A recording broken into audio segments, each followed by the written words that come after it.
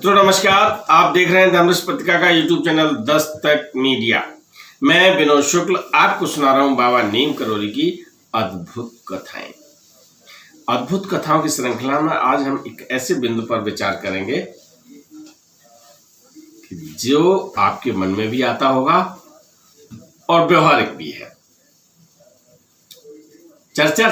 चर्चलेन से ही संबंधित है, लेकिन उससे पहले मैं आपसे केवल एक निवेदन करना चाहूंगा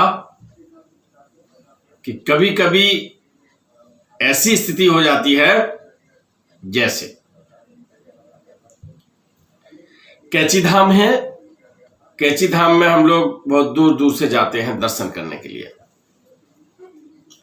लेकिन ये भी बिल्कुल कटु सत्य है कि कैची धाम के सारे निवासी रोज मंदिर दर्शन कर सकते हैं, लेकिन रोज नहीं करते। गंगा के किनारे रहने वाले जो लोग होते हैं,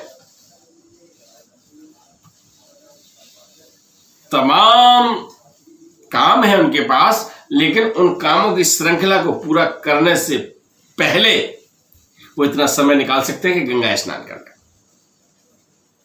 मैं वो चीज बता रहा हूं कि जिनके पास सुविधाएं उपलब्ध होती हैं और वो नहीं कर पाते, है ना।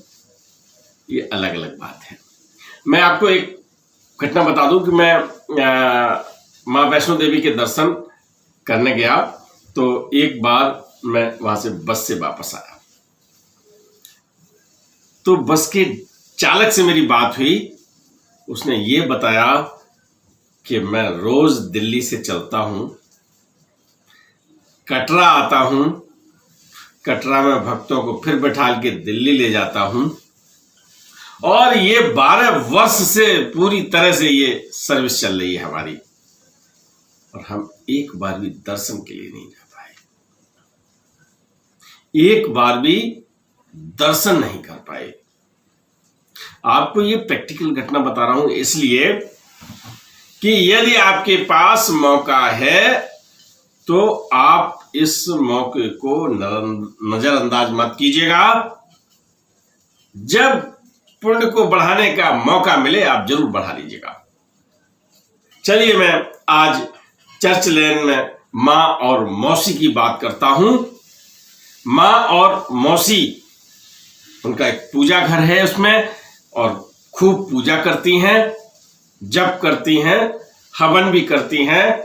जो सनातन धर्म के जो लोग हैं वो जानते हैं कि पूजा कैसे करनी चाहिए, बस सब वो अपना विधि विधान से करती हैं। लेकिन जब महाराज जी आ जाते हैं तो उस समय वो अपनी सारी प्रक्रिया नहीं कर पाती हैं। कभी कभी आपके यहाँ मेहमान आ गया कोई, और आप पूजा बहुत देर तक घंटा भर करते हैं, या 2 घंटे करते हैं, या आधा घंटे करते हैं, तो आपने क्या किया कि चलो आज लगाई अगरबत्ती और पैर छुए और पूजा हो गई, है ना। करते हैं ना, ऐसा होता है, ये व्यवहारिक जीवन की बातें हैं।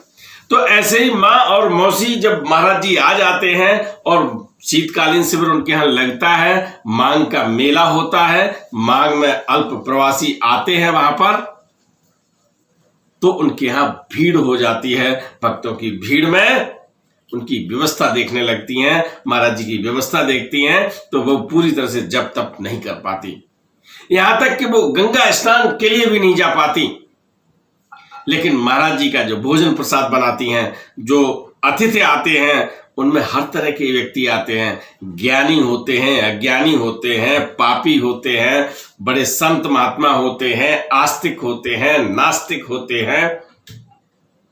उन्हें तो सबकी व्यवस्था करनी है, सबकी व्यवस्था करती हैं। तो एक दिन उन्होंने, माँ और मौसी ने महाराज जी से कहा कि महाराज जी, जो लोग आते हैं यहाँ, वो भी सब लोग ये कहते हैं कि आप गंगा स्नान करो, पूजा पाठ नहीं कर पाती हो, तो क्या हम ऐसा जीवन में पूरी तरह से कर नहीं पा रहे हैं, तो हमारे पाप और पुण्य, बोले क्या पाप पुण्य, कि पुण्य का खाता हमारा कैसे बढ़ेगा। मां और मौसी ने जब ये प्रश्न किया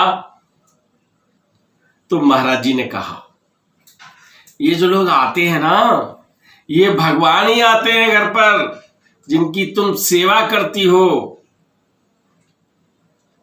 एक वाक्य में उन्हें जवाब मिल गया, क्योंकि उनको यही पता करना था कि हम अगर विधिवत रूप से जो हमारी प्रक्रिया है या मन में जो हम मंत्र करते हैं या जो हवन करते हैं, जिस तरह से व्यवस्था करते हैं भगवान की, वो नहीं पूरी तरह से समय दे पाते हैं और ये व्यवस्था करते हैं तो माँ और मौसी पूरी तरह से संतुष्ट हो गई।